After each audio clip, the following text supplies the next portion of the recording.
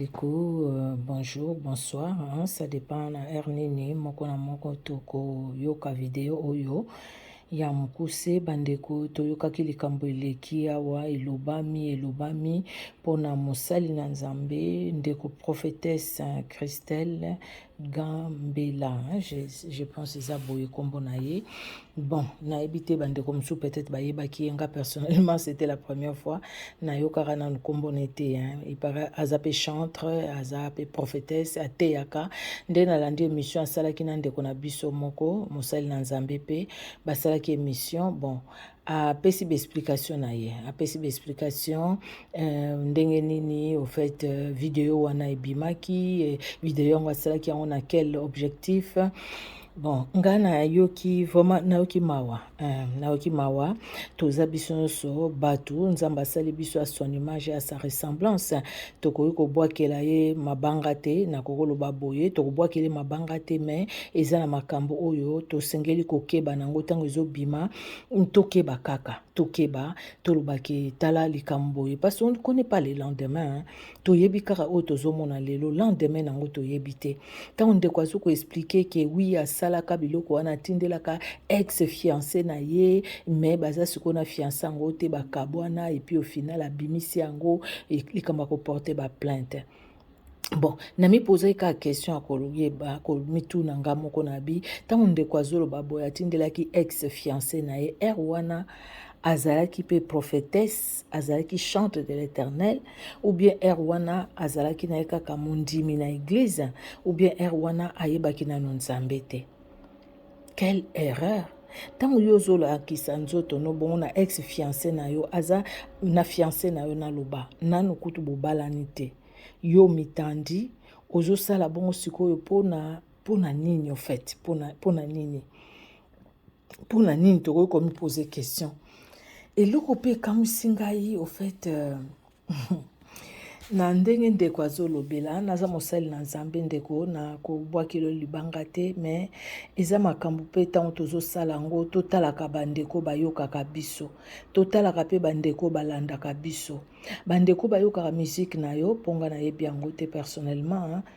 Vraiment nayoka nanu te nayebi te peut-être oyembaka vraiment bien et puis yo moko olobaki kutu oteyaka pe na Facebook yo moko moto olobi yango nanu pe nalanda te mais nakoluka quand même mpo nalanda pe mateya c'est sûr koteyaka bien c'est sûr koyembaka bien mais sikoyo ntango yo osali émission wana nyonso ozokoexplike otenir compte na bandeko oyo balandaka yo bandeko bayokaka ntango oteyaka bandeko oyo pe bayokaka ntango oyembaka bandeko mosusu bapambolama pe na musique oyo yo ozoyemba na maloba ebimaka na musique wana bandeko mosusu pe bapambolama na mateya oyo oteyaka oyo lelo oyo boye ovexe mitema na bango oblesse mitema na bango oyo bamisusu kutu bako peut-être vraiment bazaki tellement komona modèle na yembeli na yo ozotalisa penza ke yo ozotalisa penza ke voilà lola eza ya kofungwama ozotalisa ke oza na intimité moko akosakana te na Nzambe mais likambo ya ndenge wana bon nayoki olobi ke eza ba video ya kala omoni eza ya kala metala lelo après combien d'années eye kobima po peut-être pe biso bamsu toyebaki yo te toyeba yo mais malheureusement toyebeli yo na ndenge ya kitoko te dès le départ, hein. Toyebeli yo na ndenge bien te toyebeli yo na ndenge ya makambo ya kitoko te makambo ya sali te makambo oyo ekumisi Nzambe te makambo oyo ezali kotalisa œuvre ya ténèbre ezali kotalisa œuvre monguna potango ozalaki epa na yo ozali kose masturbe soki Jésus-Christ azongaki wana yo ozosala yango mpo tindela fiancé na yo mais soki Jésus-Christ azongaki pendaki yo ozali kose masturbe ndeko okoki korépondre ndeko soki Jésus-Christ azongaki wana yo olingi omona lola olingi okende na wapi olingi okende pa fiancé wana to olingi okende wapi fiancé abala yo nanu te donc oyebaki pete soki bobala na to te peut-être ozalaki sûr kakobala yo mais soki vraiment ozalaki sûr akobala yo esi falaki kosala bongo parce déjà soki osalaki bongo seke bozalaki na bino déjà kokutana donc voilà quoi betape ezalaki brûlé donc mbuma ese eliamaki nango et tout ça mais sikoyo pourquoi kosala encore plus pourquoi kosala œuvre ténèbre pendant koza mosali na Nzambe Et puis je pense c'est ça, mon attitude à David par rapport à l'attitude à Saül. Saül asalaki mabe tango nzambe atindi Samuel, koyebisa l'obéissance vaut mieux que les sacrifices et tout ça, tu n'as pas obéi à Dieu. C'est comme si quelque part, nzambe asala oyo alingi kosala asala na ye. Ndenge moko pe le sacrificateur Eli mpona bana na ye tango Samuel ayebisi ye ke atuni Samuel qu'est-ce que Dieu t'a dit. Samuel alobi voilà nzambe ayebisi nga boye boye boye. Samuel abombelaki eloko te Bible ezoloba yango. Alors Bible elobi sacrificateur Eli alobi ke il est Dieu qu'il fasse ce qu'il veut faire. Mais attitude ya David ezalaki attitude ya komikitisa liboso na Nzambe. Ezalaki attitude ya kolela. Nangi koloba te ko bandolela liboso ya bato. Mais je pense qu'il fallait qu'il même pas obimande obimi wana na vidéo bato bazomona yo. Peut-être ngo ko sala audio mais nakati audio wana o exprimer tristesse, o exprimer regret, o exprimer vraiment que ozana pasi na motema pona likambo wana bien que le kakala pe bandeko oyo balandaka yo en tout cas bango pe basala ngo te bomeka te kopesa vraiment conseil ko exhorter na sens que tala likambo yelinga depuis eleka kala lelo ekomeli ngai tokeba na bavi na biso parce que Bible ezoloba ngo wana naza na Luc 12 à partir à verset et premier verset tokoki kotanga na biso kaka tina troisième verset Luc 12 de premier verset troisième verset. Bible lobby, sous ces entrefaites, les gens s'étant rassemblés par milliers au point de se fouler les uns les autres, Jésus s'est mis à dire à ses disciples, avant tout, gardez-vous du levain des pharisiens qui est l'hypocrisie. Il n'y a rien de caché qui ne doive être découvert, ni de secret qui ne doivent être connus. C'est pourquoi tout ce que vous aurez dit dans les ténèbres sera entendu dans la lumière, et ce que vous aurez dit à l'oreille dans les chambres sera prêché sur le toit. Rien de caché ne sera à découvert. Rien de caché ne restera caché. Ce que vous aurez dit, bolobiango na secret et bimi na poisa. Okanisaki yango osalaki yango na molili na chambre na yo moko ebimi na poisa. Bible ezoloba na biso yango. Eza makambo ebele ekoki korattrape moto tomonaka bato mosusu akomi président makambo asalaka kala eye korattrape ye. Mais c'est différent na biso basali na Nzambe. Oui, passé pe ekoki korattrape biso moko na moko aza na passé na ye. Mais passé wana par contre ezala passé oyo ezalaki tango toyebaki nano Nzambe te. Passé oyo ezali ke tango toyebi déjà Nzambe ezali faute. Tosali to s'humilier liboso na Nzambe et puis to lobi na Nzambe lokola David lelo tokolata sakte mais humilité wana elata motema na biso makanisi na biso maloba na biso na kati na biso penza kolakisa na Nzambe ke vraiment to sumuki soko yo sungi biso te tokokende wapi lokola Daniel amikitisaki liboso na Nzambe pona makambo kuto ya salaki te. Mais oh ba parents na ye ba salaki oh peuple Israël a salaki ayeba ikomi kiti sali boso na Nzambe pona ko senga mawa na Nzambe likolo miséricorde na Nzambe likolo na Israël lokola Moïse oyo kutu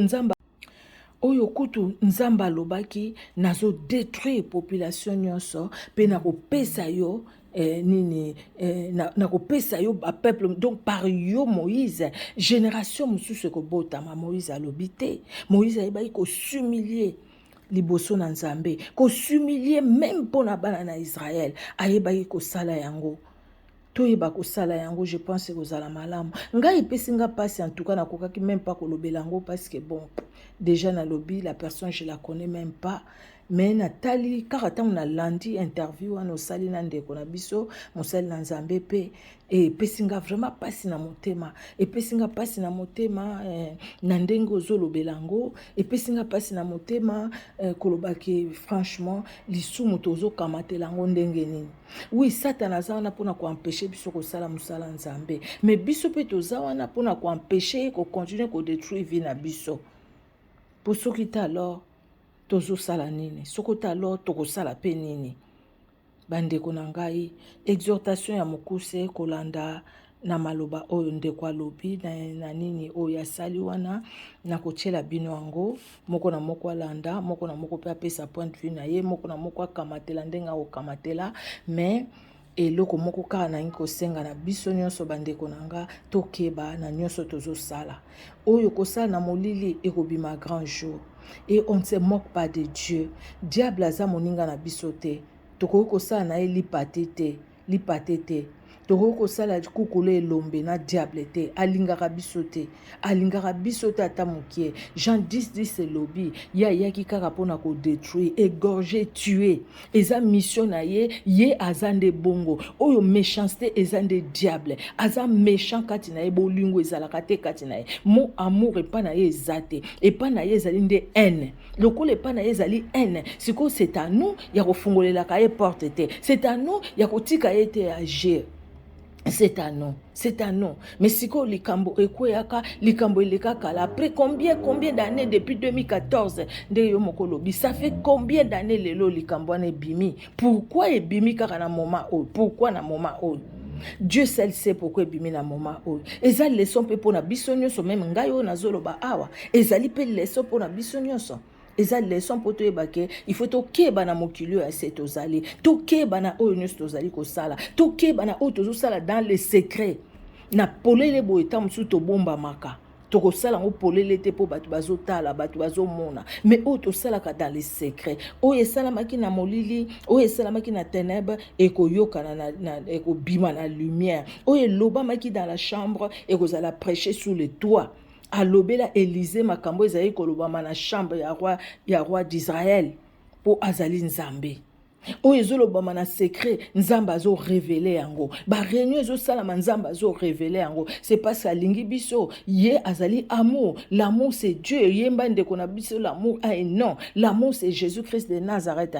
et de l'autre côté l'ennemi des enfants de Dieu l'ennemi des enfants de Dieu les autres na ba philistins na ba monite ba moabite et to bazoya ko bundisa biso mais ezali le diable il est là akoki ko utiliser mutu akoki utiliser mutu n'importe qui neti wana utiliser ki fiancé na yo mpo atinda yo na makambo wana et puis tala sikoyo et salir l'église corps du Christ et salir l'église corps du Christ je pense que l'église au sambelaka pour un moment même pour na yo moko pour un moment et yembi ndeko cache-toi soko lingi cache-toi pour un moment koluke longi na nzambe mais soki kozala kaka oui eza musique il faut qu'on a continuer ko yemba oui ezali na teyaka naza prophétesse et tout ça ben voilà nzamba sunga kaka ba ministère peut vraiment na église to mekana ko revoir ba ministère avant à établir moto pasteur boyna boy tout ça va à reconnaître ministère wana kati na moto je pense qu'il faut vraiment toyoka Saint-Esprit pour musala nzambe et cholamaka et continuer ko cholama boyité et ça passe mingi pour na biso peut-être que vraiment église a monaki don wana kati na yo mais entre-temps sikoyo voilà les mal et salamaka et bimi nzambe pas permettre en quelque part so nzamba permettre quitter les bimite le bimi c'est que Dieu a permis ça Dieu a permis que le banzambe na mikitisi na makolo na yo peut-être ça ne loko moko kati na yo nanu ekete peut-être pe lien wana ya cher wana ekena ona note ya nzamba permettre bima pona ko buka yo pe quelque part pe pona ko lobano c'est par toi na lien wana cher lien sexe peut-être nanu ekete ndeko limbisa ngai naza mosali na nzambe oza mosali na nzambe en tout cas peut-être kuto yoka no penga ite mais ba oyo mususu pe bakoyokanga zoko likamo nzamba zokotisa biso classe moko tozo comprendre te akozongisa ka biso ka na classe wana tu to comprendre pour to avancer peut-être comprendre na leçon wana te que les faits ya ko exposer nzoto na yo na mutu songolo pakala ozali ko détruire temple ya Saint-Esprit ya nzamba permettre oya kala ebima pona ko pesa yo enseignement pona ko pesa pa enseignement na oya yoki oya moni vidéo wana ba oyo batala ka ba vidéo nudité o batala ki yango oyo pe bazo yoka be mission sans batala ba vidéo neti biso ba msusu nyoso wana eza ba leçon tozo ba leçon nzamba sana bolingo pona biso pe azote ya biso Yesu Kristo azwa lokumu bolingo ne ezali na bo moi na biso pe apambola moko na moko kati na bolingo na ye au revoir. C'est quand on y a une vidéo bandine komatina maboko abatu. Ces vidéos-là sont gardées dans les téléphones. Pourquoi seulement ma vidéo est gardée dans le téléphone? Surtout un scandale comme ça. Vous n'allez pas me voir le lendemain matin, je viens vous demander pardon. Ça n'a pas de sens. Ils vont faire quoi? Ils vont m'attaquer sur les réseaux. Ils vont me menacer. J'ai passé une année de douleur, une année de peine, une année où je me fais insulter alors que je n'ai mangé l'argent de personne.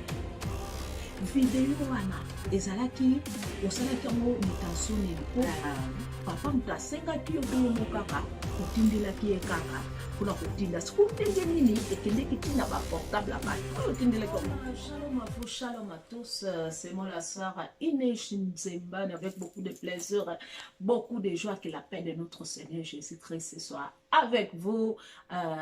Sans plus tarder nde tolobaka ke soki likambo eza ya corps de Christ ndenge ebisa bino na kota yango lelo toza na nani. J'espère bozomona longene panzani partout.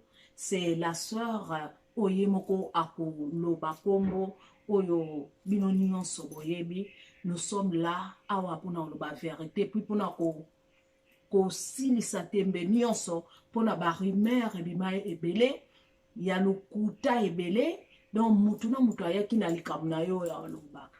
Bon, tellement nzambe aza mettre à temps mpe ya circonstance tolobai tofanda kimia te yango moni ememinga mama na bino ndeko na bino Inej na ye ti Paris na yo solola na ndeko na ngai. Shalom, shalom, shalom mama na ngai. Shalom mama Inej. Se présenter pa bato nyonso au bazolanda et puis to continue. Je suis la sœur Christelle Gambela, celle dont tout le monde parle actuellement. Donc voilà, je suis venue ici pour qu'on puisse justement parler et dire la stricte vérité de ce qui se passe actuellement. Boyoki ndeka tolobake esenga ye moko kolo likamo aya a expliquer pona ba rumeur esila pona ba tembe esila yango bomonike na ye to solola na c'est Christelle.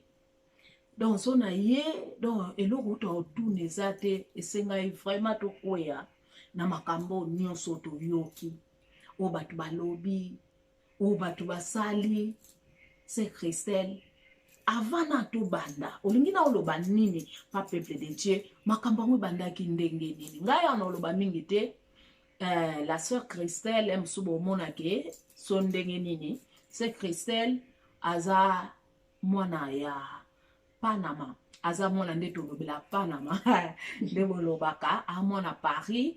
Elle habite à France, nga aza en Allemagne, donc nga kuna ki allemand ye awa Dutch. Donc, ngai Dutch, ye français. Donc, toke nango bongo to sangsa lingala to sangsa français surtout mingi pas sœur Christelle. En tout cas, toko ke nango bongo sœur Christelle. Eloni ya liboso nani. Makambo ngo pe ko matina niveau yo. Toyebelo tozoloba awawa. E banda nini video oyo po eza bilo muso ezake bombama. Bato ebele bana makambo na bango ba bomba. Omona petit tango okufa mutu ayebi yango te. Siko oya yo video ebandi ndene ko matina maboko ya bato. Cette vidéo, j'en parle vraiment avec une peine dans mon cœur parce que cette vidéo date de 2014. Et si vous me voyez comment je suis devenue, comment j'ai grossi, vous regardez les photos, vous verrez que ça doit faire longtemps quand même que cette vidéo est sortie. Et ça me fait de la peine de voir que des chrétiens, des personnes sensées, des personnes qui ont peut-être une famille, je ne sais pas, mais des personnes mal intentionnées qui ont gardé cette vidéo-là dans leur téléphone. Vous pouvez vous imaginer, il y a combien de scandales qui peuvent passer dans ce monde-là. Est-ce que ces vidéos-là sont gardées dans les téléphones? Pourquoi seulement ma vidéo est gardée dans les téléphones? Pour faire quoi? Par rapport à quoi? Donc, c'est des personnes mal intentionnées qui ont gardé cette vidéo-là dans leur téléphone. Ça fait depuis 2014. Quand j'ai passé cette étape-là, c'était une étape très, très difficile. J'ai passé cette étape-là dans les pleurs. Mais Dieu m'a relevé. D'ailleurs, même en 2017, quand Dieu m'a relevé, j'ai sorti un album, un premier album. J'ai fait même un concert. C'était « Sans toi, je ne suis rien ». le titre de l'album. En 2017, cet album était sorti. Et en 2017, j'ai fait l'avant-première, la sortie de mon album.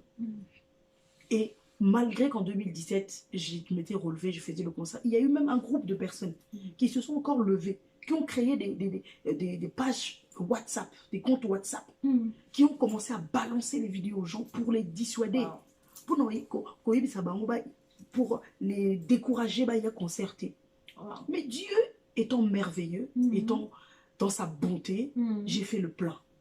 Les gens ont répondu, ça s'est très bien passé par la grâce de Dieu. Je n'imaginais même pas que ce concert allait réussir. Mais à chaque fois que j'arrive quelque part, Dieu veut m'élever quelque part, le diable aussi arrive avec son bâton pour essayer de le déstabiliser. Les gens peut-être s'attendent peut-être que je puisse faire une vidéo où je vais demander pardon, ou une vidéo. Mais j'ai eu le temps de demander pardon. J'avais fait même une vidéo après ça, j'ai demandé pardon. C'est déjà passé. La sœur Christelle Abike, ils en 2014. Et puis, pardon, c'est Christelle, pardon, on peut y en 2017. Avant ça, l'album, toi, ils ont pardon, en 2014. Non, c'était, je pense, lorsque l'album était sorti. Oui, après la vidéo. Lorsque la sortie, oui, après vidéo. Parce que jamais une personne, quand elle vient de subir un scandale, vous n'allez pas voir la personne. Surtout un scandale comme ça. Vous n'allez pas me voir le lendemain matin, je viens vous demander pardon. Ça n'a pas de sens. Les problèmes, ça a pris un petit peu de temps, le temps que je puisse me relever. Et après, quand je me suis relevée de cette situation, j'ai fait une vidéo où je demandais pardon au peuple de Dieu, aux personnes à qui j'ai fait du mal, aux personnes qui ont été choquées par ces images. Pour moi qui sait vidéo, c'est que c'est donc oyaki na arrogance babindenge ni mutu ba to publier aya na arrogance ya bongo aya kolobela batu ba français makasi ba mame bele ba comprendre que français na wana ou bana koloba na vidéo ana te nzoka ndenge c'est que c'est la expliquer biso vidéo ana oyebimaki oh wana bazongisi lelo ebima na 2014 donc tozali apona ka ko tiaka nyonso so bato ba na doute ba comprendre mais vidéo o bolobi ke oh ya pardon o ye après vidéo ko bima et ko bima na 2017 donc ezakite ke donc ba publier lelo lobby c'est la bimi déjà aya lo bana biso pona vidéo wana. Donc, ezaki vidéo, ezaki temps en 2017, il y a qui demandé peuple de Dieu. Mais ce qu'on a demandé peuple de Dieu, tant on a nyonso, il y a 2015, 16, pour comme 2 ans on a nyonso, ou bando salanini, moi réponds à nyonso, ezaki nini. Bah, je m'étais retirée parce que par rapport à ça, j'ai fermé tous mes réseaux, mes comptes réseaux sociaux. Je me suis mise vraiment en retrait parce que j'avais besoin de rechercher l'intimité avec Dieu. Parce que j'avais blessé le peuple de Dieu, j'avais blessé le cœur de Dieu. Il a fallu que je puisse prendre un temps de prière dans la présence de Dieu. Voilà pourquoi j'avais fait un temps de silence. Même là, actuellement là, si vous allez sur mes réseaux, si vous allez sur ma page, vous allez voir les publications datent d'il y a 1 an. Pourquoi? Parce que j'ai tout fermé. Je viens de commencer petit à petit à réapparaître sur TikTok. Pourquoi? Parce que le Seigneur m'avait mis à cœur de me retirer et de prier. Mais malgré ça, je me suis retirée et je prie dans mon coin. Le diable me cherche toujours. Vous pouvez imaginer? Les problèmes, c'est que quand on s'amène la cause, ils ont le nzambe, batu bayebi yango te. C'est ça, on yo luka nzambe, batu bayebi yango te, tozaki na temps. Il y a ba prière. Ce que l'on connaît avant scandale, et l'on connaît pour ça qui est c'est Christelle au local sous nzambo zo temps il y a ba prière na yozaki ni ça. Alors, qu'est-ce qui s'est passé? L'année dernière, je suis rentrée dans un système qui est sorti dans les églises qui s'appelle Éternel Prosperity. Alors, ce système-là, ils ont dit na Congo babengango bindo ndeti bajura bindo wana ezaneti likelemba to voilà ezaneti sorte moi likelemba moko accéléré na Kinshasa bana bengango ba bindo. Mais ici c'est sorti dans les églises et bien la kati ya l'église mutu mo a côté ça ki ngai à côté ça ki ngai c'est azaki connaissance ya pasteur Mobola Ebaki on a kopesa komote et connaissance à pasteur wana akotisa ngai na jeu wana. Donc système ezaki sur au koti au mini 2 personnes. Chaque personne a son côté femme et ma batou. Donc en fait eza mutu na mutu zolia mbongo mutu. Parce que plus yozo me ma batou, yozo lia mbongo batou ozo mema. Mon système nango yangwana. Alors moi quand je suis rentrée j'ai eu le temps de travailler pour moi, naliaki quand même. Yosko liaki mo na liboso. Naliaki liboso pour nga na kotaki, na mimi batou na ngape naliaki. Mais ayant ça là que à partir de naliaki 2 fois. Après na maintenant lia nanga lisusuté. Et comment qu'est-ce qu'on a comme travailler pour batou balia. On a remis des assistants sociaux mo bonaye pour na idara batou.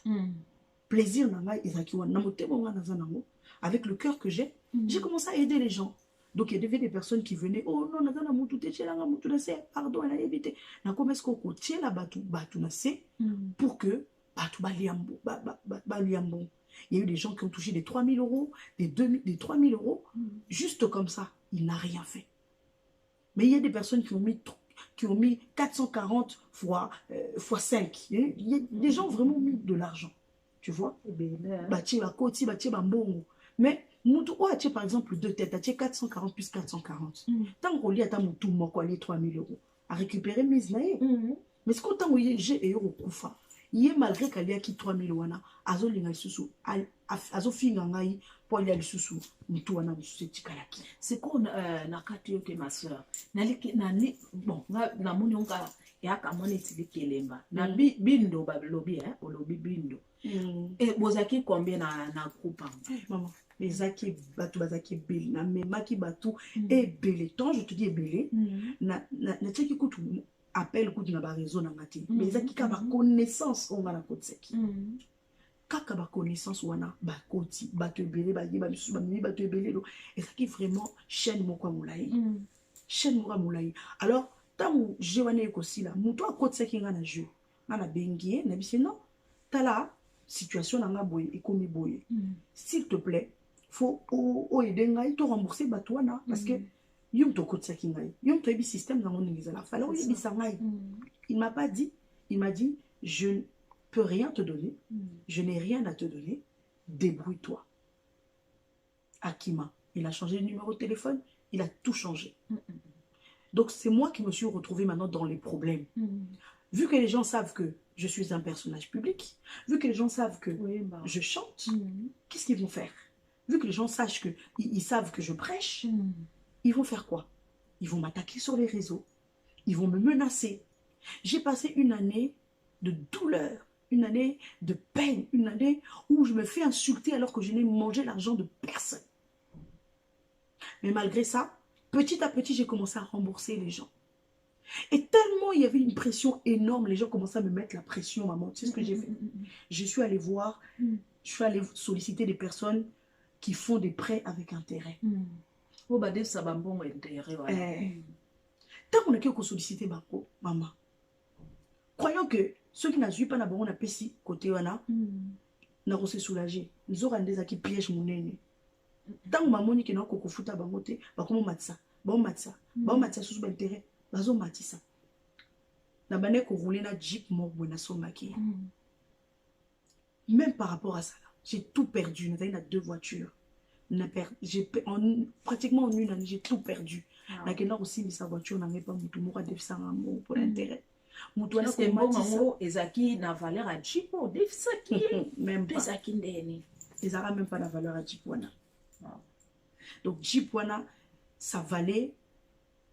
Parce que tant aux orangs, on a concessionnaire, tant au bimé et perdre valeur, le temps au conduire.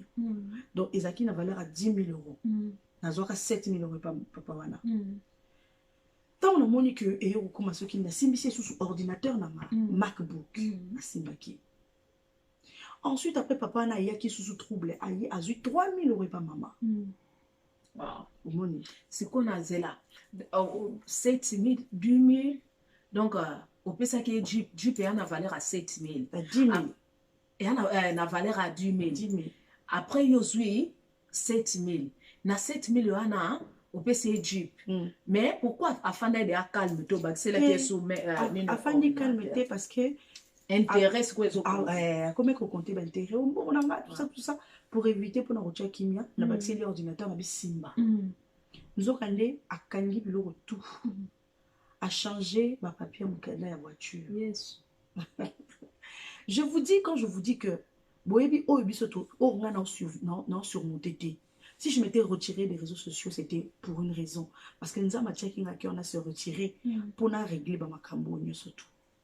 C'était par rapport à ça. Oui, pour ce que vous avez rappelé, active, on comprend de quoi. Mais oui. Si vous êtes active, et les gens, comment je peux dire, et vous allez laisser passer, vous peut ça. Exactement. Donc, vous allez ni bon. Comment je peux dire, porte mon copo, bah tu vas mon, il y a son continuer kaka, il y a son continuer côté, il y a son continuer à poster biloko. Et tant que azana ba nyongola biso continue na maman. Non, malgré ça, malgré que la s'est retiré moni o il qui, malgré ça, et ça les a pas arrêtés. Mais on a question dans les alliés. Parce que tant que batouana ba sali, makabo ba sali. Parce que bazo s'attendre que mon a bon besoin. Parce que est-ce que réputation n'a ils ont la valeur à mon non?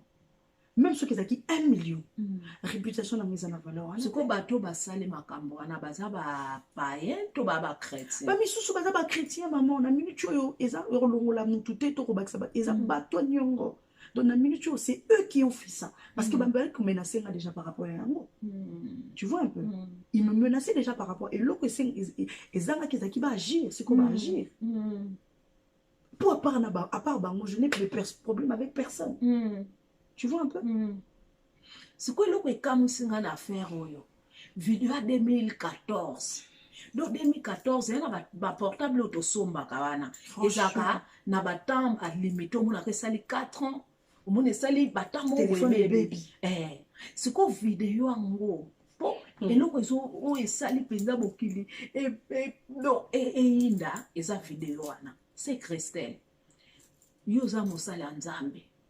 Tu es que tu kutana na makambu to kweyaka video wana ezalaki osalaki ngo na intention nini po papa mutasenga kiyo to yo mokaka otindelaki e kaka kuna kotinda siku ndenge nini ekende kitina ba portable ba otindelaki ko mutu moko pesa pa mutu wangu maman est-ce que aussi on a mutu na sens na normal à part ce qu'elles ont dit boma afani na ekabwe abandi ko se filmer abandi ko sala ba nini allez atika na téléphone yala te vidéo na sala ka mo style ka mo fiancé nanga boyoka na tindela ka mo fiancé nanga et puis ezaki toute ma vie wana oh non loba so muto on dit mandini muto on dit ma pété nzambe ka yemuka yebi parce que je ne suis pas là pour se justifier mais de toute ma vie vidéo na sala il a fallu d'une fois pour que et ça la makambo nyo sur ça na tikala ko sala makambo bongo te na vinanga mais na tindela kai alors tellement yépe relation au fur et à mesure na ko mo na ko peu bizarre étrange mais zaki mutu moko oyo to bah il doit y avoir qui déjà tout ça qui va fiancé fallait tout qu'il na mariage tout ça na se retira la relation na loba na yepe l'autre côté na au mona kama kabuku bizarre na se retira au mona qui est-ce que muto pe aye mutu to fanda na vie mobimba na se retira na malembe maman 2 ans après aya ko bimisa vidéo wana a publié vidéo wana donc à ça la peine ba demande d'amis il y a pas musicien à Paris ba pasteur misusu abandi ce qu'on a messenger abandi ko tinda ba vidéo wana parce que à partir de là ça vient c'est des chrétiens parce que les besoins tinda ba kika qui pas chrétien vous comprendre ba chrétien mutu ba panza kiango tinda ndenge et comment ils ont ampleur ya lelo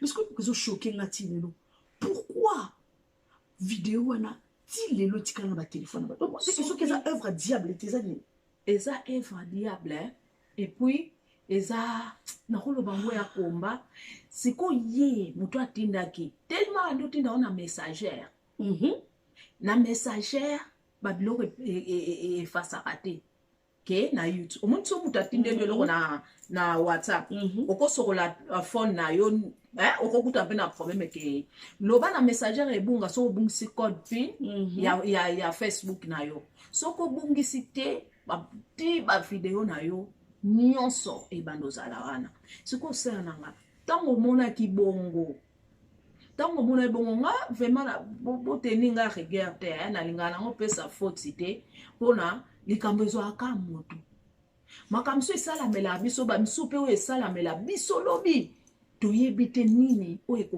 ekoki koya bakokosino mpe likambo moko ondimi te ke ya yo moto bandotisa monoko yango mona nga nalingaka mpenza kojuge te mais tellement tozali mpona koexplike yango toyoka ebongo ntango yo tindaki ye estce ye atindaki mpe te mpo so tolobi ke yaka esala topesa yaka esala ya nzambe topesa mpa nzambe ye atindelaki yo mpe te mpo ntango atindeli yo wana oteni biso rigueur te eza pasi bamakambo mosusu bapapa basa ntango yo tindaki ye atindelaki yo mpe to ndenge nini matindaka na ye moni yango mais moi je suis pas une personne je vais exposer pourquoi c'est une relation entre deux personnes pourquoi je vais faire du mal à l'autre surtout que je suis une servante de Dieu pourquoi donc olasaki papa mpe atindaki ya ye ezaka se Christelle te ntango ye atindaki se Christelle amoni ke mpona nini nasala mabe epa moninga bokomprendre nango ndenge ezalaki ye sikoyo abimi neti victime asouffrir na ye na publication take ye mpe azalaki mpe na droit ya kofaire bato yango bazala neti bazala na kisi bayebake te fona sa moto mabe azongiselanga mabe te non mais c'est vrai hein mpo soki mpenza ayebaka anga koma ntina niveau wana te est-ce que opwani te obundanaki nano koporte plainte mpo soki oportaki plainte elingi obangisa eloko ndenge ozonga lelo te ata na politsai biso obengango na polise pourquoi eloni esalaki ke se Christelle akende te na polise mpo wana ya réputation ya motu tozali atoa na poto ya lokola Afrique te c'est un pays de loi oui maman nakenda na maman na biso avec ma mère tokenda koporter plainte tokenda koporter plainte oyebi ke garçon a disparaître parce que lui il habitait en Belgique. Il a disparu, numéro ne passe plus, ma page à Facebook na ye, compte à Facebook na akanga, so yebisanga police elandeli ndenge nini. Alors toi c'est une enquête, bon ça l'enquête ndenge nini. Bon la moni ba version ebini oh, ezalaki pasteur, mais ce qui est qui n'intime comme pasteur. Balobi pour tindela ki on yoza ki mwasi libala, babi ke yoza ki mwasi libala, otindeli o maria bato mari ko mwasi na ye. Et comme lié. Pourquoi je vais aller porter plainte contre une autre personne? Parce que c'est ma vie, c'est ma réputation. En vie, parce que ça, c'est une peine de prison. Donc, c'est 3 années atteinte à la vie privée d'une personne, c'est 3 ans de prison. Pourquoi je vais les laisser en liberté, même si je suis la plus gentille, la plus bonne, la bonne samaritaine? J'allais les laisser travailler, faire leur vie tranquillement. Non. C'est moi, c'est ma vie, c'est moi qui raconte l'histoire. C'est pas les gens qui inventent des histoires sur ma vie. Ça n'a pas de sens. C'est moi qui ai vécu la chose. Vous ne savez pas comment je l'ai vécu. Encore à l'époque, j'avais pas d'enfant. Aujourd'hui, j'ai un petit garçon. Donc les gens peut-être s'attendent que quand ils vont faire ça, peut-être que Christelle va mourir. Je suis là, en chair et en os, et je suis en bonne santé. Je me dois d'être en bonne santé pour mon enfant. Parce que mon enfant n'a que moi. Donc, il faut arrêter ces rumeurs-là. Les personnages publics ne sont pas des robots. Ils ont un cœur. Ils ont mal. Et ils pleurent aussi. Ils ont aussi des familles.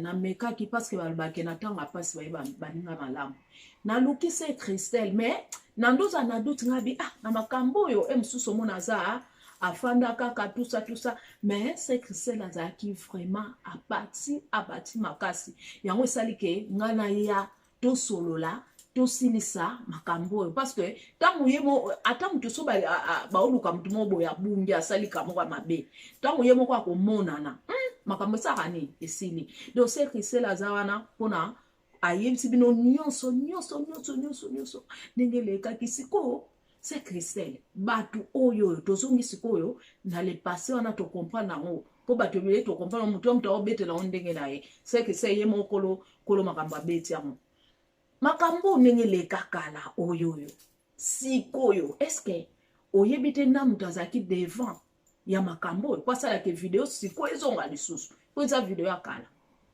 Maman, tu vas savoir comment. Tu peux pas. na éviter parce que cela y est par la mutuelle mutuana n'engana que porter les plaintes le la mutuelle mutuana de notre gaza en prison mais je ne sais pas et puis le pire c'est que au salango mutuana au salango azo bomba manaï donc mutu tu n'as rien à te cacher hein tu n'as rien à cacher si tu sais que tu as raison pourquoi tu vas te cacher te cache pas ni bini ça ni la kisa que non mutu na saliango comme ça au moins on va régler les choses comme il se doit parce que si les personnes se cachent ça veut dire qu'ils savent que c'est interdit de faire ce genre de choses. Mais ils le font. On est à l'oie chantage. Hein? Ben oui. Mais maintenant, il n'y a plus de chantage parce qu'ils ont fait ça. Bon, maintenant, ils attendent quoi? L'argent? C'est quoi yo? Ne va kamonde ba publier en okas. Après publication, est-ce que va so benga ka c'est que c'est le pesa biso? Pour l'instant, je n'ai eu personne qui m'a appelé. Tu vois un peu? Il n'y a eu personne. Personne ne m'a appelé. Le pire, c'est ça. Personne. eza pasi eza mawa ti Christelle ngana yo kike meme batonga nyongo bakoni kokota baolenga babanda kokotela yo bandako ya banganga. Maman, je sais d'où je viens avec Dieu. Est-ce que tu penses peut-être qu'ils ont déjà peut-être qu'ils sont déjà entrés? Et simba nete sali. C'est ça. Peut-être qu'ils sont déjà entrés, mais Dieu connaît mon cœur. Nzamba yebi ke na na volonté au pesa mungu. Po bango balobi babike yo tang baso benga yo oso solo na bango biente okatela bango mangala yango pesi bango kanda po bango be bana rumeur na bango pourquoi dernièrement maman il y a une maman qui t'a contacté il y a une maman qui t'a contacté parce qu'elle avait écrit les commentaires sur ton émission et elle sait très bien de qui je suis en train de parler. Je suis une personne très polie, très élevée, très bien élevée. Je ne vais même pas citer son nom parce que ça ne sert à rien. Pour moi, je trouve que c'est des bassesses. Cette maman-là t'a contacté. Elle t'a dit d'envoyer ton numéro. Tu lui avais envoyé ton numéro. Oui. Tu lui avais envoyé ton numéro. Et j'ai vu le commentaire qu'elle avait écrit. Mais cette maman, dernièrement, j'ai parlé avec elle. Je lui ai dit, maman, je n'ai pas d'argent pour l'instant. Mais non, le canal, c'est la deuxième moussala. Deuxième moussala, on a deuxième moussala, maman, ata 500. Ata nam, non, bando pesa yo.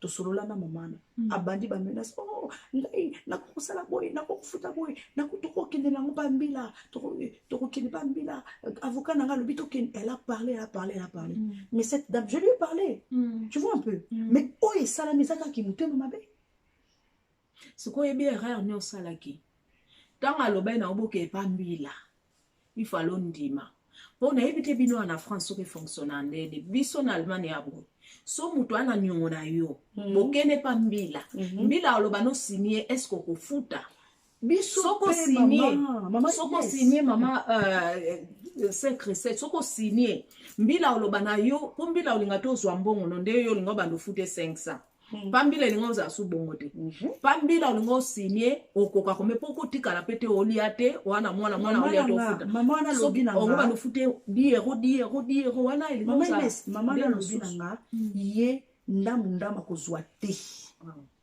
donc ye so toke pa mbila mbongo na ko zwa te et puis aza maman pasteur hein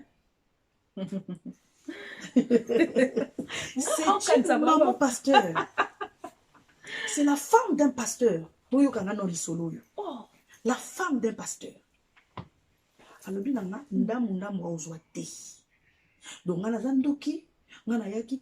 donc, maman, sans connaître mon cœur, sans connaître qui je suis, moi, Christelle, de tous les noms. Alors, qui n'est pas avocat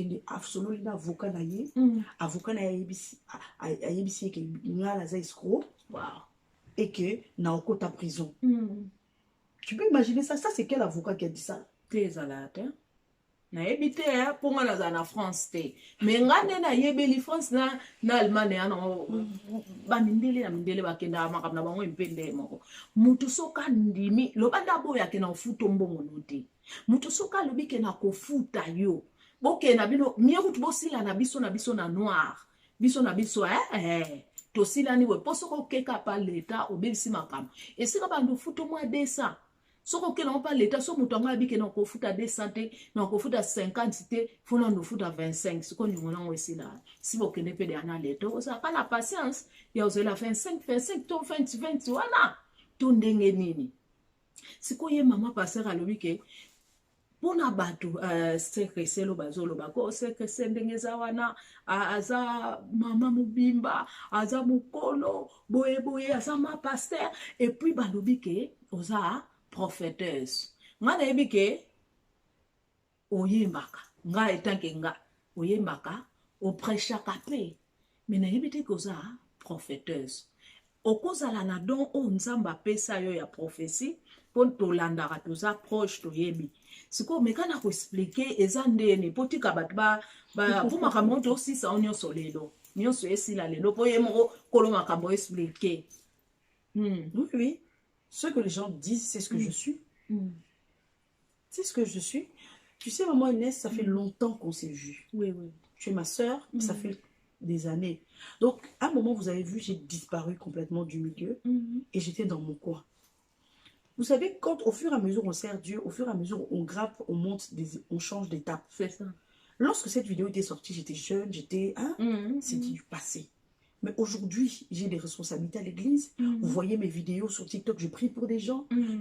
Donc, oui, ce que les gens disent, c'est ça. C'est la stricte vérité. Donc, c'est que c'est les mots confirmant que des bons bâtiments maman prophéteuse, aza vraiment maman prophéteuse parce qu'azo prier les bateaux, azo salam nyonso. Mais c'est quoi? Aux appels église na yo moko? Pour l'instant, non. Pour l'instant, je n'ai pas d'église à mon côté.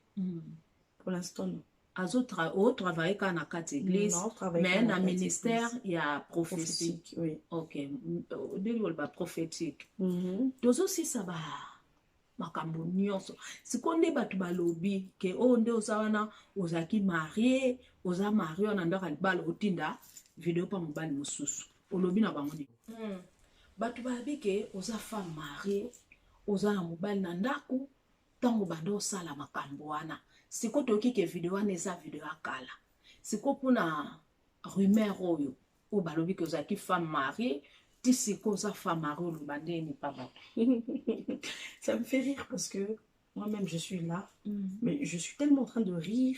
Il y a une invention, il y a bateau, il y a une histoire, il y a bateau, il y a créé. Donc ça, en fait, ça me choque en fait. La sœur Christelle, vous aviez vu des vidéos quand j'avais fait mes fiançailles. La sœur Christelle n'est pas mariée. La sœur Christelle n'est pas mariée. Donc voilà, pour les personnes qui sont en train de m'inventer des maris, un mariage, la sœur Christelle n'est pas mariée. Et ça, la photo moi circulé, il y a fiançailles na yo. Ça dit bien donc fiançailles yo voilà on a et a fiançailles en 2017. Voilà ma camusi les cas c'est ça. C'est comme ça il me danser les pété. C'est pourquoi les bateaux dans sa photo à papa étant que yé mutu meti yé mutu a publié en franchement surtout zarana na photo mutu a publié ngo ça biso bien fo mutu nyonso tanga omona ye ata mwasi nyonso abando banga oyebi alwa kindo so mutu yiba ka oyibi obandana mukie obana oyiba biloko minene ya ndenge moko soki ozarana mayela ko publier mwasi so publier mwasi azolela toyebi na biso ke yana ngo mabe po bato ebele basala yango tel meza ka ekwei yango toloba na okumisa se Christelle te mais obandaka opebiliaka bato fo mwasi nyonso abandani kaka kobanga omoni eloko olingo tinda na message mo pa moto yango tinda na message moko se Christelle po eseka azali j'espère kufata azali. Non, moi je pense que mon don a évité soit ami Boakaï. Ce pas ça la ligne. Faut façon dont j'ai pleuré quand cette histoire est sortie. La façon dont j'ai parlé, j'ai prononcé des paroles. Je pense que cette personne-là, je ne sais pas qu'est-ce qu'elle est devenue. Faire ça à la fille des gens, sans oublier que toi tu peux avoir des sœurs, tu peux avoir des filles. Wow. Maman. J'ai vu un bateau, bah ça vient ouais. Non bateau basali actualité de l'eau baso bisa kingam basali basala bana ya basi bango mo baza basi tu vois ma belle ozo sali la muninga la terre ça tourne lelo ezanga mais lobi to ebité sur comme la nani ceux qui ont tous un malheur oza auteur ya malheur wana et puis au sambelaka c'est encore plus grave. Pour la botama na nzete te na maman omoni maman na omoni papa na est-ce que bango baza déçu ma casse badesu sœur Christelle lisolo no epesinga pasi vraiment makasi etanke mama etanke mwasi epesinga pasi bato oyo baza na mitema baza na mabanga te bato bayoka pasi baza sensible okoloba ni mpona bango mpona likambo ekweli yo ya baniongo oza nango oyo esali ke bapiblie yo okoloba nini pa bango bato ya mitema malamu balinga osunga bato bakwela makambo okoloba nini mpona bango message Message pour ceux qui m'aiment, pour ceux qui me soutiennent, pour ceux qui prient pour moi. Le seul message que je pourrais vous donner, c'est que la sœur Christelle, c'est votre sœur, c'est votre fille, c'est votre grande sœur. Et la sœur Christelle n'a pas changé. L'erreur que j'ai pu faire au passé, c'est condamnable. J'ai été condamnée, j'ai arrêté mes activités, j'ai pris le temps de me repentir, j'ai pris le temps de rentrer dans une forte intimité avec Dieu. Voilà pourquoi je suis ce que je suis aujourd'hui. Continuez à prier pour moi. Portez vraiment ce fardeau à cœur parce que ce que je vis actuellement, c'est pas facile. Ce n'est vraiment pas facile. Mais je fais appel à vous, vous qui m'aimez, vous qui avez ce cœur-là de pouvoir m'aider à faire quelque chose. Je lance un appel, aidez-moi. Pour que je puisse me sortir de toutes ces dettes-là. Aidez-moi, s'il vous plaît. Et vous ne pouvez m'aider que justement avec cette aide financière. Parce que parlons d'argent. Parce que c'est ça qui est au cœur de ce scandale. C'est ça. Tout simplement. eloko eboma biso des autres c'est Christelle omoni na communauté na biso so tozaka mutu moko boye tozaka na mutu totia likolo ke kosunga mpe ke soki mutu moko azwi problème to ayeba azala devant po bamakambo nyonso bapublication ezalaka na communauté na biso. Franchement. Kana communauté na biso donc toa bato moko biso ka tomatisaka bato mais soki mutu amati mutema soki komozinuka mutu wana fwa kita bokomona likambo oyindela ye mpona bopiblie siko nde bopiblie bongo nayebi te soki esuka ndenge nini en tout cas tosunga ya moke na otia mpenza ibani ya ndeko na biso mpona kosunga tolakisa mpe ke tozala mpenza ke toza na diaspora totika mboka mosika. Et ça passe, maman Christelle, lancer un appel pour na batou, de to solo là. J'espère boyoki na muke to sungi to pour so to bito beton to umela.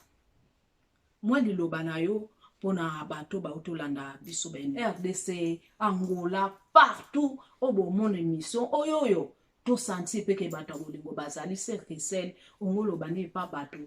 Il y a diaspora katé partout dans le monde. En tout cas, je parle vraiment à tout le monde. Toutes les personnes qui m'aiment et toutes les personnes qui ne me connaissaient pas, qui m'ont connue par rapport à ça, qui ont été touchées. Toutes les personnes vraiment qui ont un cœur humain. Moi, je suis votre sœur. Je suis une servante de Dieu, mais je n'ai pas honte de pouvoir demander de l'aide. Parce que sans cette aide-là, ces clips que je fais, ces chansons qui font du bien, qui bénissent, je ne pourrais pas le faire. Je me suis retirée justement parce que c'est un problème financier que je suis en train de régler. Je suis seule avec mon fils et je me bats justement pour que cet enfant soit bien. Donc la seule aide que vous pouvez m'apporter, c'est d'abord premièrement la prière, mais c'est aussi une aide financière. Alors cet appel est lancé vraiment à tout le monde. Toutes les personnes qui sont touchées par mon histoire. Parce que c'est une histoire réelle. Je ne fais pas cette émission-là pour vous quémander, pour mendier de l'argent. Je ne suis pas comme ça. Mais c'est un appel au secours. C'est un appel à l'aide. En tant que chrétien. C'est ça que je suis en train de faire actuellement. Donc voilà.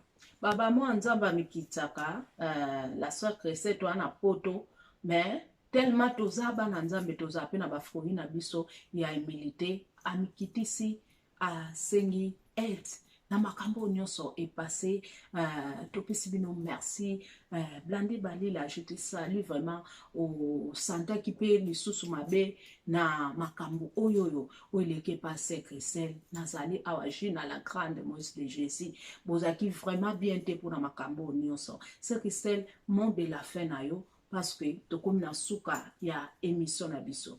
En tout cas que Dieu bénisse les personnes qui sont en train de me critiquer. Que Dieu bénisse aussi abondamment les personnes qui me soutiennent. même malgré que je ne mets plus de publication pour l'instant, mais je vois vos commentaires, je vous vois écrire que vous m'aimez, je vous vois écrire que vous me soutenez. En tout cas, que Dieu vous bénisse abondamment. Ma prière pour vous est que le Seigneur vous fasse du bien. Ma prière pour vous est que vous ne puissiez jamais nous manquer de rien.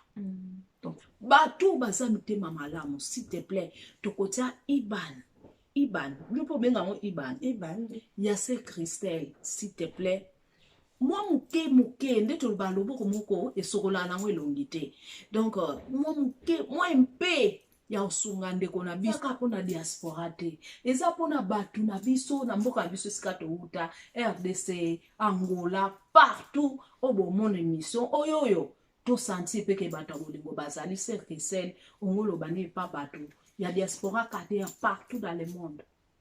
En tout cas, je parle vraiment à tout le monde, toutes les personnes qui m'aiment et toutes les personnes qui ne me connaissaient pas, qui m'ont connu par rapport à ça, qui ont été touchées. Toutes les personnes vraiment qui ont un cœur humain. Moi, je suis votre sœur.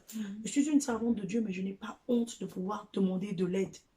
Parce que sans cette aide-là, ces clips que je fais, ces chansons qui font du bien, qui bénissent, je ne pourrais pas le faire. Je me suis retirée justement parce que c'est un problème financier que je suis en train de régler. Je suis seule avec mon fils et je me bats justement pour que cet enfant soit bien. Donc la seule